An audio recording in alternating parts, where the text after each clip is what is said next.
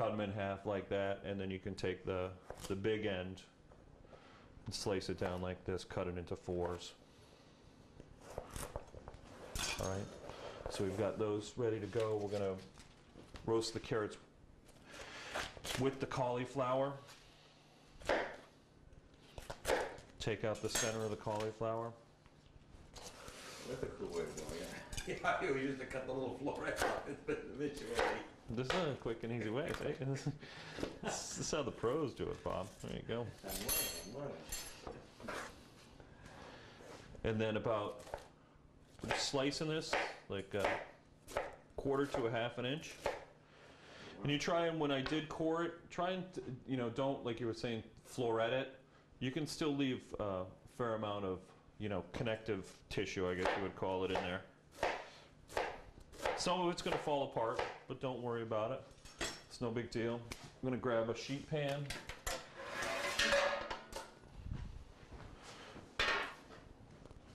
All we're going to do is lay this out on the sheet pan. I think a lot of trouble people have at home, if they're trying to roast something like this, they're looking for that nice dark caramelization. They make the mistake of crowding the pan. Big mistake, because you're never going to get that air circulation that you're looking for. You're never going to get you're never going to introduce that heat to the vegetables the way you want to. You know, say if you just mounded them all in a pile on the sheet pan. You sure you don't want any garlic with that stuff, huh? No, I'm fine. Do you want some garlic with it? Put garlic in there. All right, okay. I like everything. Rich, you got any garlic? Absolutely. Okay, why don't you grab me some and I'll throw some in here. Oh, thank you. Yeah. Listen to Get me. Bob to shut up, for God's sakes. So I always say, you know, be patient. Thank you. Don't try and rush it. Don't crowd it. If anything, do put it on 2 different sheet pans or do a couple different batches, because you'd much rather have nice, crispy, roasted cauliflower and carrots than a bunch of gross steam stuff. It would steam rather than cook, right? Well, that's what I'm saying. Yeah, you wouldn't roast, you would steam rather. Okay, Bob, here's your garlic. Just 1 clove? Just 1 clove, and I'm going to slice it very, very thin and sprinkle it all over these. Okay. I know you like garlic, but sometimes I find that garlic, depending on what you're making, can overpower the rest of the flavors on the plate. You know. So there. Are you happy Thank now, you. Bob? Right. Okay, good. Oh, jeez. All right. A little bit of salt. A little bit of pepper. I always under-season, and then right before service, give it a taste, see if it needs a little bit more. But I always try and let the flavors of the food shine through. I got this at 4 1/4. I think. I don't know.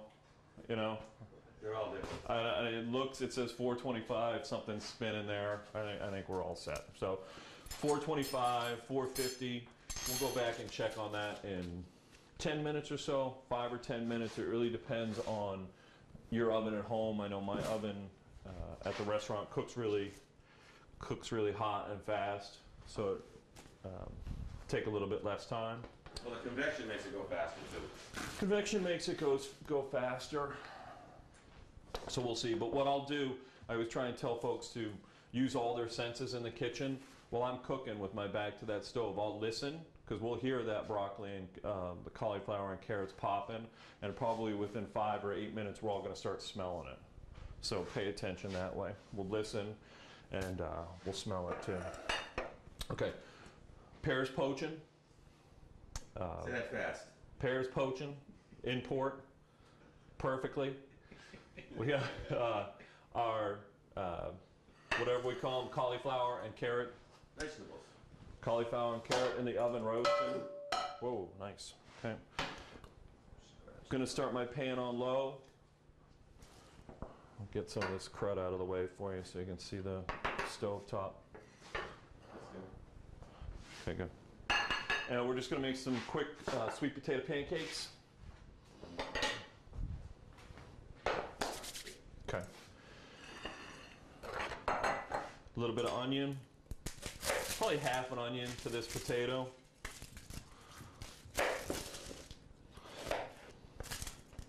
This we're gonna grate. I'm gonna show you really quickly, Rich, if you want to know, because you do a lot of cooking. Quick and easy way to dice an onion. Have you seen it? Have you done it? Okay. Cuisinart. Human Cuisinart. All right. So we go through the onion, or down into the onion, but not all the way through the onion. One more time. Down, but not all the way through. Set it on its side. Once again, we're going to cut through it, but we're going to leave this section attached right here. And that doesn't work well. The knife is not sharp. No. Sharp knives all the time. Nothing makes a chef happier than a nice sharp knife. So we've cut on that side. We're going back to the other side, and we're going to cut in between those cuts we just made. Down we go. Okay? Basically using the structure of the onion to dice itself, really. So that's how you dice an onion. Thank you very much. Whew. It's about time my talents were recognized. There's no way to avoid crying when you're cooking onions. I hate to break the news to you. You know, we just say, suck it up, cut them fast, and get them into whatever you're working with. Sweet potato.